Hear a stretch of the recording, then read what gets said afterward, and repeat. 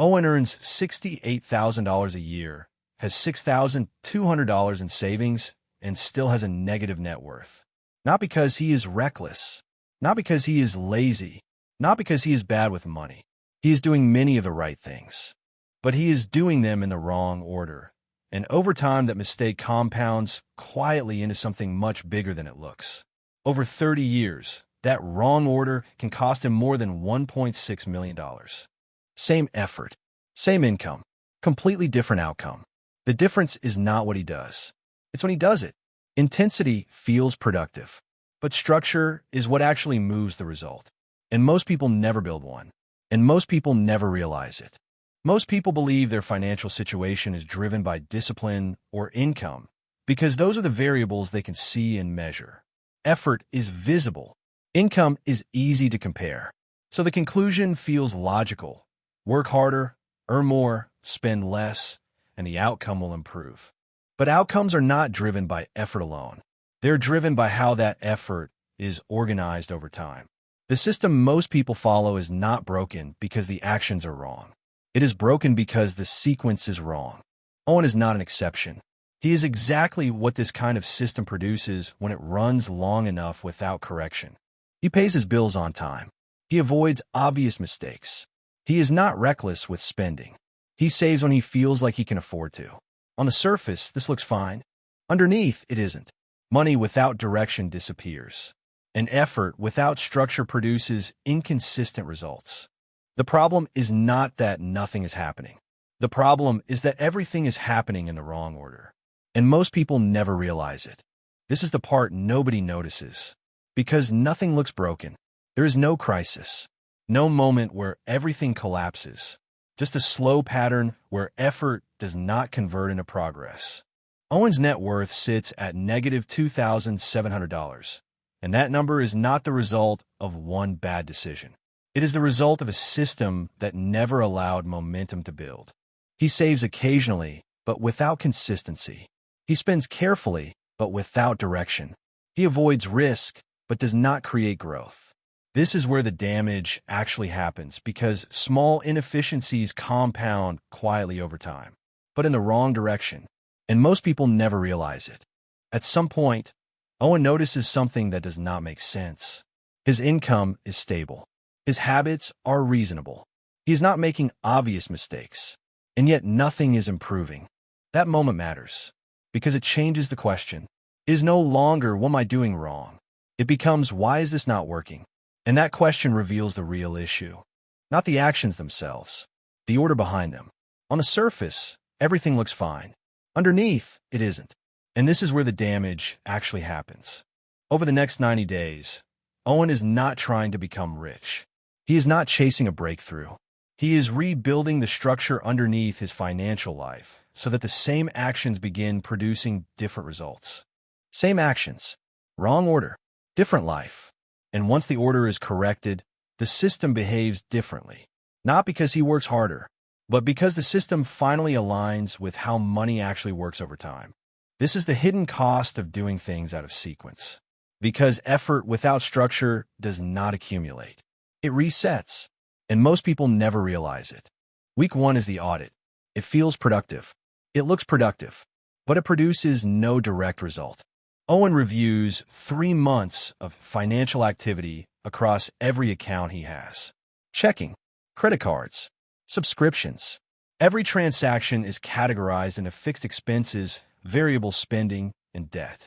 Fixed expenses include rent, utilities, insurance, and essential living costs.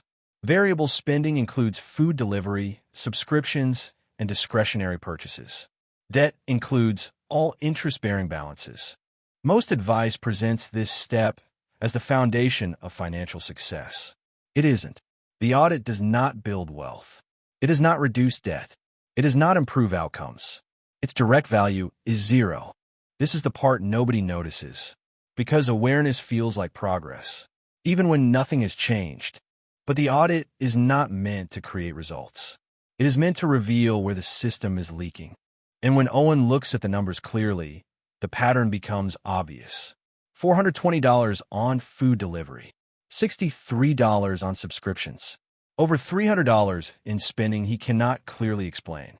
None of these numbers are extreme individually, but together they show something more important. The system is not directing money. It is reacting to behavior. On the surface, this looks fine. Underneath, it isn't. This is where the damage actually happens. Because money without direction flows toward convenience, not outcomes. And most people never realize it. There's another layer to this realization that matters even more. Nothing Owen did felt irresponsible in the moment. Every decision made sense when it happened. That is the problem. Because a system that feels correct can still produce the wrong result. This is why the outcome never changes. Not because the actions are bad, but because the structure behind them is missing. This is the part nobody notices. Because it does not feel like failure. It feels like normal life. And most people never realize it. Week 2 is where visibility becomes control, but not through extreme restriction. Owen does not eliminate everything. That approach fails quickly and creates pressure. And pressure leads to reversal. Instead, he reduces categories by 10 to 25% where possible. Insurance drops by $85. Subscriptions by $28. Food delivery by roughly $240. Smaller adjustments add another $60. By the end, he frees up about $420 per month. At first, this feels small. It does not feel like a turning point. It feels like a minor improvement. And this is exactly why most people underestimate it. Because the impact is delayed.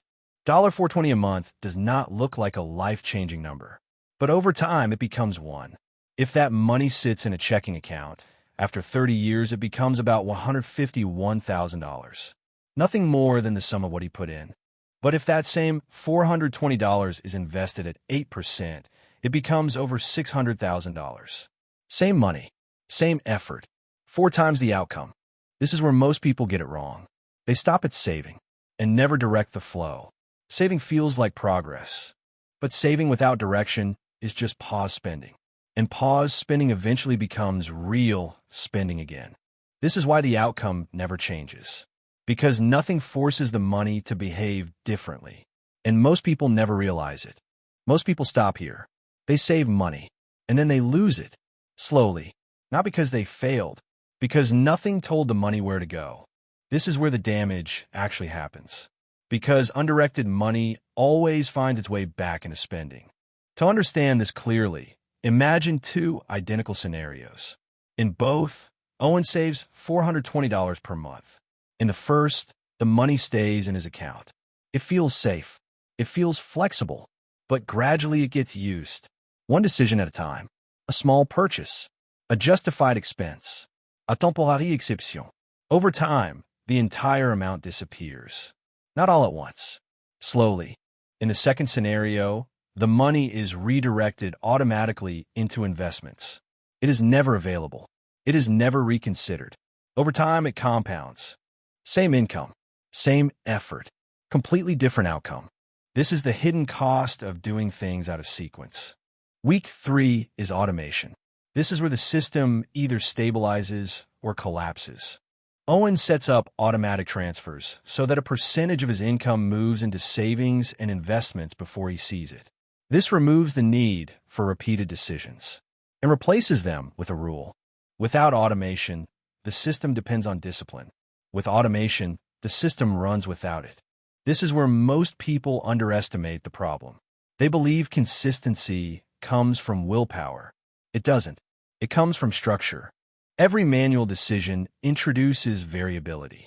And variability is what breaks systems. Without automation, the $420 disappears. Gradually, quietly, inevitably. It does not feel like a mistake. It feels like normal life. A dinner here, a purchase there, a small upgrade. Over time, the entire amount is absorbed back into spending. This is where the system breaks. Good intentions don't survive real life. Systems do. And automation is the moment this stops being a plan and starts being real. That's the difference between trying and actually progressing. Week 4 addresses the most destructive force in the system. High-interest debt. Owen carries $8,900 at 23%. At 23%, this is not just debt. This is negative compounding. While one part of the system tries to grow, another part is shrinking faster. To understand the impact, consider two paths. In one, Owen invests while carrying this debt. His investments grow at 8%. His debt grows at 23%. On the surface, both actions look correct. Underneath, the system is losing ground. The growth on one side is overwhelmed by the loss on the other. In the second path, he eliminates the debt first, then invests. The difference is not small. It is structural. Removing the debt is equivalent to locking in a guaranteed return that no market can consistently match. It stabilizes the system before growth begins. This is where the damage actually happens for most people. They try to build on top of instability, and the system never holds. And most people never realize it. By the end of week 4, nothing about Owen's life looks dramatically different. Same job, same income, same routine. But underneath, everything has changed. Spending is controlled. Cash flow exists. Automation is active. Debt is being reduced. The system is no longer random. It is structured. The first 4 weeks do not create wealth. They make it possible. This is the part nobody notices, because it doesn't produce immediate results, but changes behavior, and behavior determines outcomes. At this point, the system is no longer fragile. It is controlled, directed, and ready to scale. And this is where everything begins to change. Not because Owen does more, but because the system finally works. Owen's advantage is not that he is smarter. It is not that he earns more. It is not that he has access to something others do not. His advantage is that the sequence is finally correct. And once the sequence is correct, something changes. The same effort begins producing different results. The same money begins compounding faster.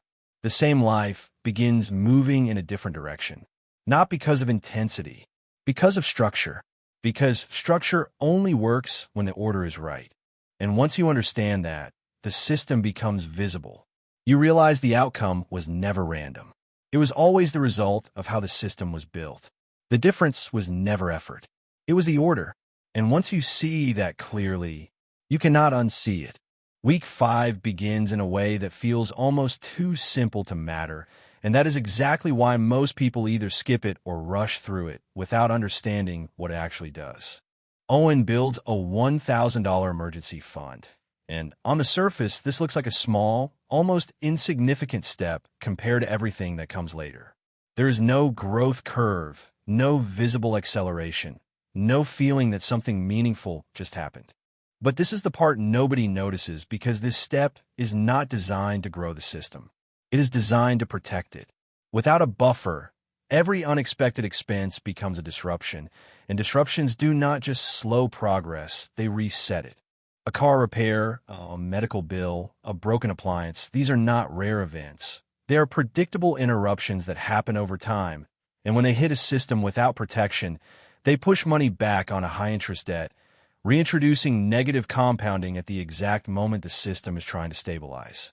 This is where the damage actually happens for most people, not in the large decisions they remember, but in the small reversals they ignore. They make progress for a few weeks, then something small happens, and the system slips backward. Then they rebuild, and it happens again. Over time, this creates a pattern that feels like effort, but produces no real forward movement, because progress that resets is not progress. It is repetition, and repetition without direction never compounds. On the surface, this looks fine. Underneath, it isn't, because the system is never allowed to stay intact long enough to work. And this is why the outcome never changes for most people. Not because they're not trying, but because their progress never survives contact with real life. Owen approaches this step differently, not because it is exciting, but because it is necessary. He does not try to build a full safety net. He builds just enough protection to keep the system from collapsing.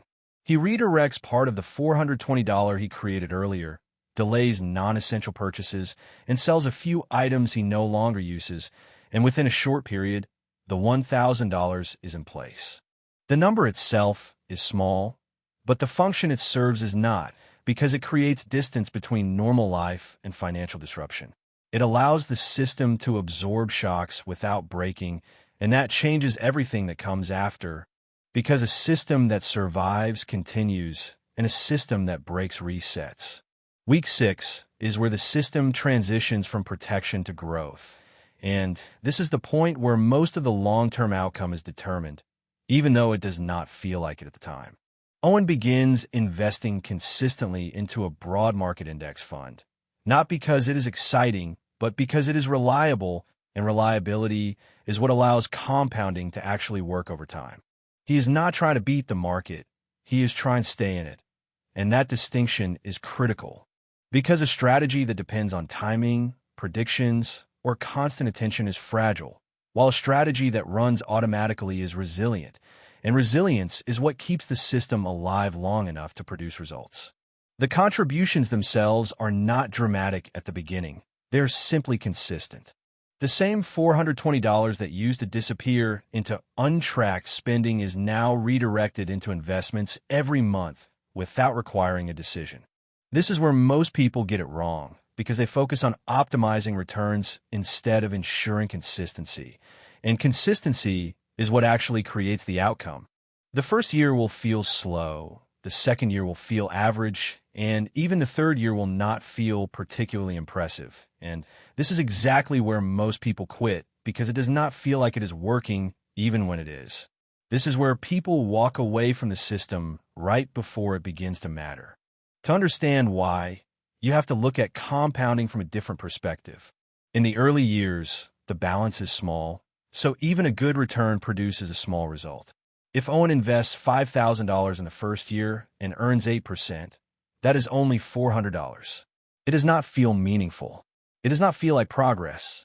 But the system is not designed to feel impressive early. It is designed to build capacity. Over time, the balance increases, and the same percentage return produces larger absolute results.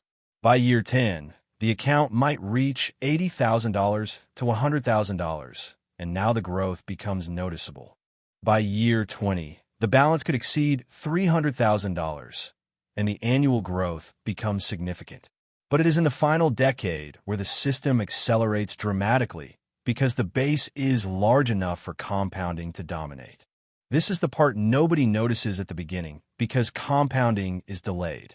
Most of the visible result appears at the end, not at the start.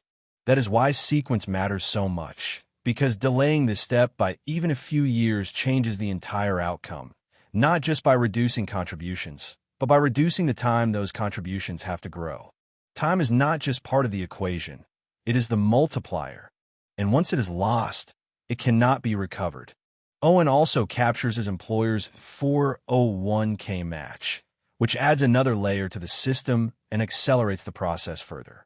At 4% of his salary, this represents approximately $2,700 per year in additional contributions, which is effectively free money tied to behavior he should already be following. This is not a normal investment return. It is an immediate increase in capital, and over time, it compounds just like any other investment. Ignoring it is equivalent to rejecting part of his income. And this is where the damage actually happens for many people. Not because they make a mistake, but because they overlook an opportunity that compounds quietly in the background. Now the system has an engine. Money is no longer static, it is moving, building, compounding. And while the changes are not dramatic at first, they are structural, and structure is what determines long-term outcomes. Week 7 is where that structure expands, because this is the point where the ceiling changes. Up to this point, Owen has been optimizing what already exists, but now he increases the size of the system itself. Expenses have a limit, income does not, and once income grows inside a structured system, everything accelerates. Owen prepares for a salary discussion carefully, documenting his contributions, researching market benchmarks, and approaching the conversation with clarity rather than emotion. He does not receive everything he asks for, but he secures a 6% increase, which translates to roughly $4,000 per year. On the surface, this looks like a modest improvement, but inside the system, it becomes something much more significant. Same raise, two paths, two completely different futures. In one path, the additional income is absorbed into lifestyle, slightly improving comfort but not changing long-term outcomes. In the other path, the same increase is captured and redirected into investments, where it compounds over time and grows into a substantial asset. More income does not fix the system, but inside the right system, it changes everything because it increases the amount of capital being directed into assets. Over 30 years, that additional $4,000 per year can grow into hundreds of thousands of dollars. Not because the raise itself was large, but because it was applied within a system that compounds. This is where most people get it wrong, because they treat income growth as a reward rather than a resource. And that decision compounds just as powerfully as any investment, but in the wrong direction. At this point, the structure of the system becomes clear. Expense reduction creates space. Automation protects that space. Investing fills that space with assets. Income growth expands the space further. Each layer builds on the previous one, and together they create acceleration. When one layer is missing, the system weakens. When all layers are aligned, the system compounds faster than expected. This is why the outcome never changes for most people, because they focus on one part of the system while ignoring the rest, and the system only works when all parts are aligned. Week 8 introduces direction by forcing Owen to define a clear target for the next year, not as a motivational tool, but as a structural one. A vague intention to improve finances does not influence daily decisions, but a specific target creates a filter through which every decision is evaluated.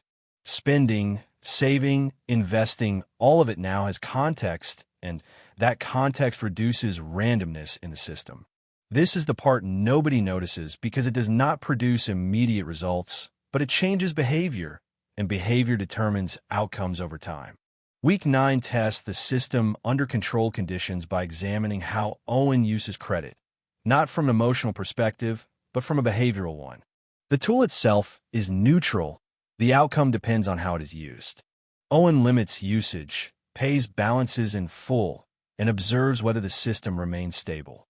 If it fails, the tool is removed. If it holds, the tool stays. This removes emotion from the decision and replaces it with structure, ensuring that the system remains consistent. Week 10 introduces measurement through net worth tracking, which provides a clear view of whether the system is working. Income can increase while progress remains flat. Spending can feel controlled while debt grows. Net worth captures the entire system in a single number, and more importantly, in a single direction. The number itself matters less than whether it is moving upward consistently, because that indicates that the system is functioning correctly. Week 11 introduces correction, because no system remains perfect over time. Owen repeats the audit from week 1 and compares current behavior to the baseline, identifying areas where spending has increased or discipline has slipped. This is not failure, it is feedback, and acting on that feedback prevents small inefficiencies from compounding into larger problems. This is why systems fail, not because they are wrong, but because they are not maintained, and maintenance is what keeps the system aligned over time. Week 12 establishes permanence by defining long-term goals and a review cadence that ensures the system continues operating beyond the initial 90 days. Without this step, the system gradually drifts back toward its original state. But with it, the system continues to compound over time. A system without review eventually collapses, while a system with review adapts and grows. When you step back and look at the full picture, it becomes clear that Owen did not become wealthy in 90 days, and that was never the goal. The goal was to change the trajectory of the system. Before the reset, money moved randomly. Some of it disappeared, some of it worked against him, and some of it remained unused. After the reset, every dollar has a role, and every role contributes to a larger outcome. This is the difference between having money and having a system, and it is the reason why the same income can produce completely different results depending on how it is structured. Owen's advantage is not that he is smarter. It is not that he earns more. It is not that he has access to something others do not. His advantage is that the sequence is finally correct. And once the sequence is correct, something changes. The same effort begins producing different results.